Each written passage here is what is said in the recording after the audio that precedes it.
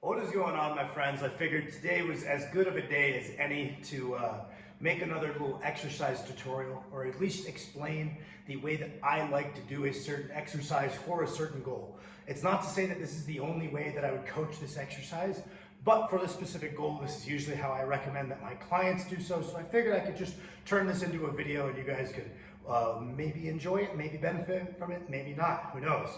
Today what I wanted to talk about was specifically the use of dumbbell rows, single arm dumbbell rows, as an auxiliary motion to the deadlift. So I'm sure if you know about my relatively small channel, lots of you guys have come across this idea of people being relatively against the barbell row as a deadlift accessory because it's taxing on the low back. The concept is, well, if we had that recovery and that training economy in our low back, there's at least a reasonable chance that we probably should have just done more deadlifting and then filled in that upper back work with something that doesn't tax the low back or potentially have the lower back as a limiting factor. Usually that would be a vertical pulling motion or a chest supported horizontal pulling motion, whether that be incline chest supported dumbbell rows, seal rows, any chest support machine would generally be the common recommendation for someone who follows this kind of train of logic for how to fill in that upper back volume as a deadlift auxiliary motion, especially a conventional deadlift where a little bit more forward leaned, having a big surplus of strength in the lats to keep that weight in close is going to be extremely beneficial. And I have found a lot of success kind of going maybe away from this model of chest supported rows as the auxiliary back volume for the deadlift and trying out single arm dumbbell rows. We get the same benefits that we're looking to get out of this exercise slot, which is a heavy rowing motion that minimally taxes the low back. Because if we properly post our hand for a single arm dumbbell row, suddenly the amount of axial loading is very limited and we are able to do them if we're bracing well, even if our lower back is smoked after some deadlifts.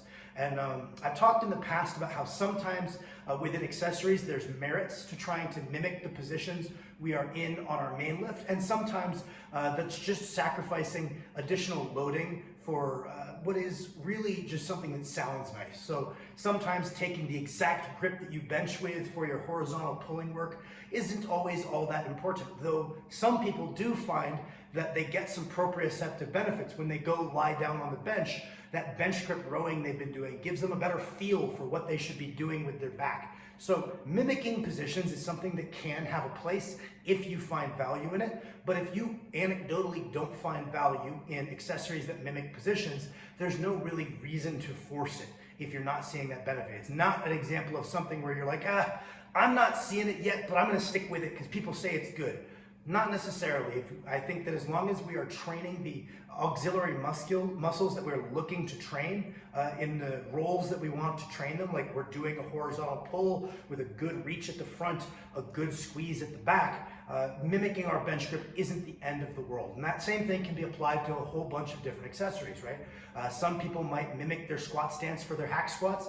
Others might feel that they get better work for their quads, bringing that stance in a little bit. And I would say that it's perfectly valid to bring that stance in if we're doing a better job taxing the musculature that we're looking to tax, even if it maybe doesn't mirror the visuals of our main lift quite as much. This is something where I have seen some success trying to mirror positions. So the way that I like to teach the dumbbell row is we set up near something, I don't know, a little bit above hip height is kind of where I generally aim for to post our hand on. We're going to do them standing rather than kneeling on the bench. We're going to square up to this, and we're actually going to take our conventional deadlift stance.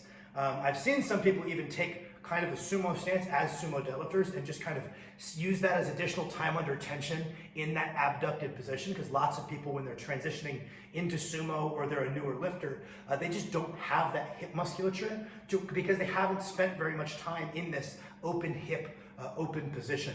And I've seen some people use dumbbell rows as just an excuse to get more time in that kind of position. I've seen people who do sumo either post their hand on something or even just post a hand on the thigh from a sumo stance and row from here. And I think there is some validity to just, that's a way to sneak in more time, driving your knees out, kind of holding that tension because it's a position we haven't spent much time in like day-to-day life. But specifically for conventional deadlifts, we're going to line up to this. We're going to take roughly our conventional stance.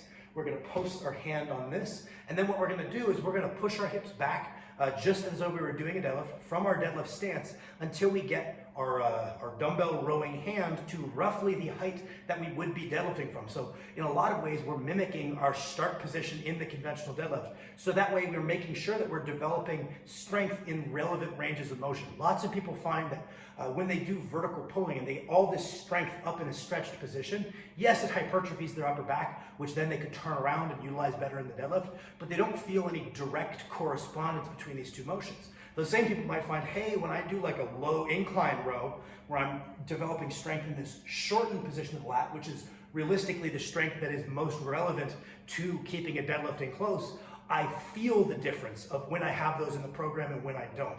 It's not just setting me up for future success in this more vague way, I can tell.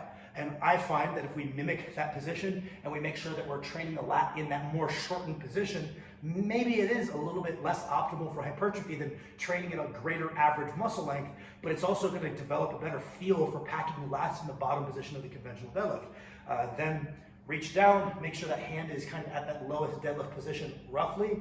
We reach just a little bit, let that stretch forward. We're not keeping it pinned back. We reach a little bit, let that lat stretch, and then we're pulling up and back, right? We could think about moving the elbow rather than the dumbbell, and up and back, thinking about digging the elbow deep relative to the rib cage. The other thing lots of people find success with is taking the dumbbell and rowing towards their back hip. So that way we're focusing more on this function of locking the arm in and less on the upper back pulling up and back, which you could argue is a slightly less relevant quality for the deadlift, although it certainly still helps. Even if we do our rows a little up higher and we bias it towards our upper back musculature, it can still definitely have a lot of benefits to your deadlift.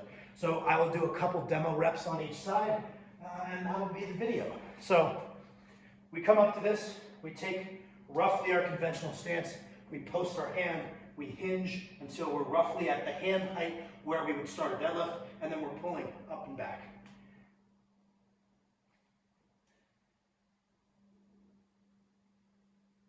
Here, probably would put this one lower so I can really support my weight on it.